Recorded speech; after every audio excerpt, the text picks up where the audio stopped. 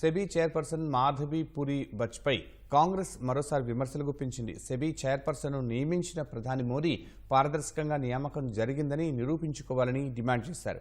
బచ్పై అవినీతి ఆరోపణల అంశాన్ని సుప్రీంకోర్టు పరిగణలోకి తీసుకుని సెబీ చైర్పర్సన్ను వెంటనే తొలగించాలని కాంగ్రెస్ డిమాండ్ చేసింది. 2017లో విధుల్లో చేరినప్పటి నుంచి ఇప్పటి వరకు మాధవిపురి బచ్ సెబీ నుంచి వేతనం తీసుకోవడమే కాకుండా ఐసిఐసిఐ బ్యాంకు నుంచి ఈఎస్ఓపి ప్రయోజనాలు పొందుతూనే ఉన్నారని కాంగ్రెస్ ఆరోపించింది. ఈ ఆరోపణలపై బచ్ నుంచి గానీ ఐసిఐసిఐ నుంచి గానీ వెంటనే ఎలాంటి స్పందన లేదని పేర్కొంది. 10 ఏళ్లుగా అధికారంలో ఉన్న మోదీ కొందరు పెట్టుబడిదారులైన స్నేహితులకు సాయం చేసేందుకు సిబిఐ, ఈడీ, ఆర్బీఐ, సిఇసి వంటి సంస్థల స్వయం ప్రతిపత్తి స్వాతంత్ర్యాన్ని అణచివేసేందుకు యత్నించారని కాంగ్రెస్ అధ్యక్షుడు ఖర్గే ఆరోపించారు. ఇప్పుడు సెబీలోనూ అదే ఎదురవుతోందని ఆరోపించారు.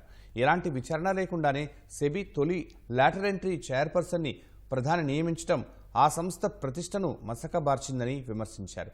అదానీ మెగా కుంభకోణంపై జేపీసీ వేయాలని ఖర్గే డిమాండ్ చేశారు. ఇటీవల అమెరికా షార్ట్ సెల్లర్ సంస్థ హిండెన్బర్గ్ రీసెర్చ్ సెబీ చైర్పర్సన్పై సంచలన ఆరోపణలు చేసిన నేపథ్యంలో కాంగ్రెస్ మరోసారి మాధవి పురి బచ్తో పాటు మోదీపై విమర్శలు గుప్పించింది.